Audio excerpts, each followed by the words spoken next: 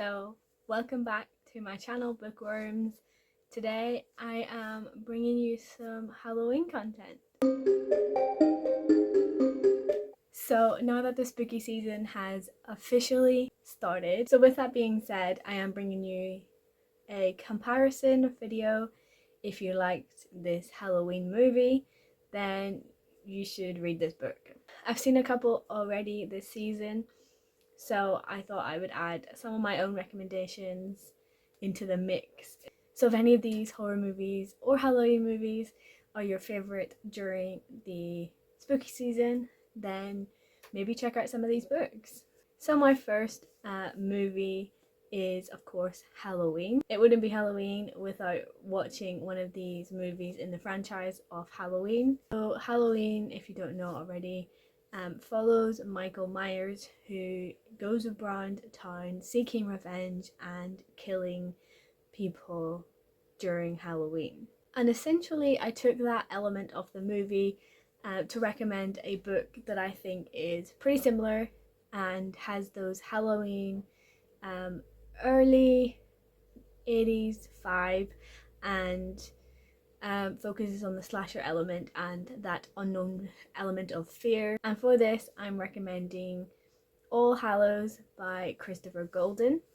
There's that element of fear that we really get to learn about and we follow throughout this book, and I think that that's also synonymous in Halloween, and I think that they are pretty similar, and if you liked Halloween you might like All Hallows.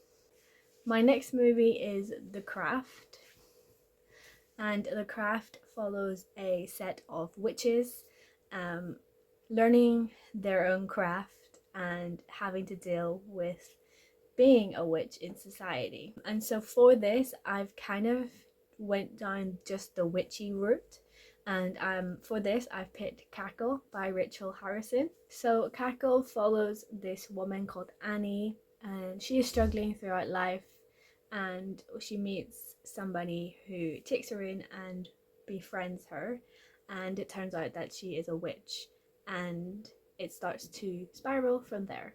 Cackle has an element of discovering magic, introducing you into the world of witches, and it's a very fantastical story, really super easy to read, enjoyable. It's not so scary. It's like The Craft isn't all that scary as such, which is why I thought Cackle was the perfect pairing with this movie. The next movie is a Disney movie, and that is of course The Haunted Mansion. So The Haunted Mansion essentially follows a family who move into a mansion, and it turns out that it's haunted, and they start to unravel and try to solve the mystery within this house. In saying that, I am using the house element and uncovering truths and trying to solve mysteries in a house as my comparison. For this, I am choosing A House with Good Bones by T. Kingfisher. So this story is very gothic in nature, and the family, or she, starts to notice that something's off about this house and tries to uncover certain mysteries that exist in the house. That's why I thought it would be the perfect book to pick up if you enjoyed Haunted Mansion. So the next movie is Trick or Treat. Essentially for me, I'm using the element that there is 4 individual stories that all tie together to create this big epic movie. And so for this I am choosing the October Society season 1 and 2, or by the time this video goes out it will be a full 3-book series now. So essentially the October Society starts off with, in season 1, with 6 episodes which are just short stories, and each story is linked together to create this seamless transition, and you're following a set of characters throughout each of the episodes, and with each of the books more and more gets uncovered. And so that's why I am choosing The October Society if you enjoyed Trick or Treat. And the next movie is The Night House. The Night House is essentially about grief and a woman coming to terms with the passing of her husband. She starts to feel like he's still around, wants to try everything to be with him. So this movie essentially, like I said, focuses on grief. And for that, I am going to say that Crossroads by Laurel Hightower might be the perfect option if you really enjoyed The Night House. Essentially, Crossroads follows Chris, who tragically loses her son in a car accident, and she tries everything in her power to bring her son back. So this story delves deep into that grief element, and how far somebody can go to get back a previous loved one, which is why I thought it would be a good short read, as it is a novella, and it's really powerful. So do check that out if you enjoyed The Night House. So this is the Conjuring like cinematic universe, I guess. So if you enjoyed The Conjuring, Annabelle, The Nun, anything like that, they all follow a similar premise, which is around possession. So for this, I'm recommending a classic, which is The Exorcist by William Peter Blatty. So this is a classic, everybody knows. It's what a lot of possession, exorcist based movies have come from or stemmed from. I would also recommend another classic, which is the Amityville Horror. So I don't really need to tell you too much about either of those books. They're quite well known and very much heavy within the possession element. My next movie is Hereditary, and this is one of my favourite movies.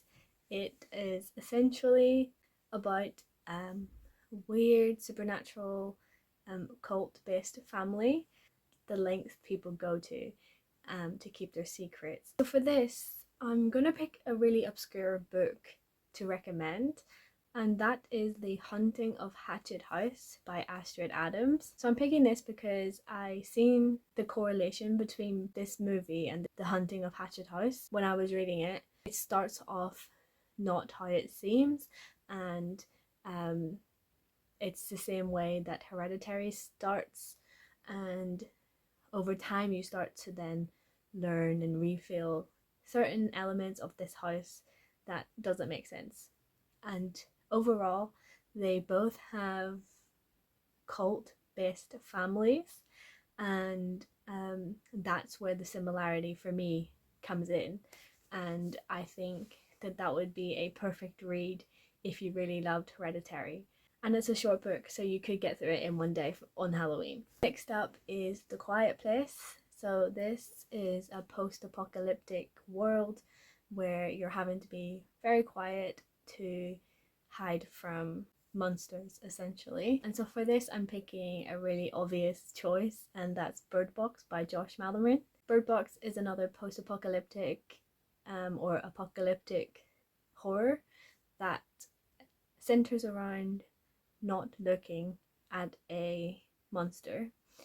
And both of these, this movie A Quiet Place and Bird Box, they both play on senses in an apocalyptic setting, and how a person or a family have to go through certain challenges to survive in this new disastrous world. So definitely check out Bird Box if you haven't checked that out yet. Next up is another cult classic. It's something that I will watch over and over again, and that is Insidious. Insidious follows a young boy who astral projects into this other world, and there is a demon after him. The element that I am taking from this movie is the dream state, and for this I am then recommending you to read Fever Dream by Samantha Schweblin.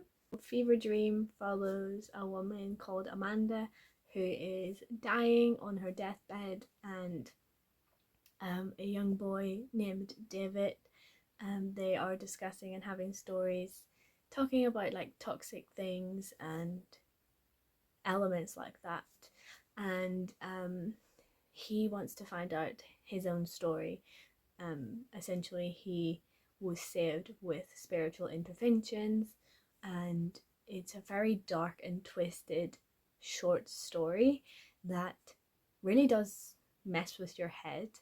Um, and I thought that similarity with Insidious, messing with the mind and the subconscious, was a good correlation to use as this recommendation. And that is my recommendations video. Hopefully it's been useful or enjoyable to watch.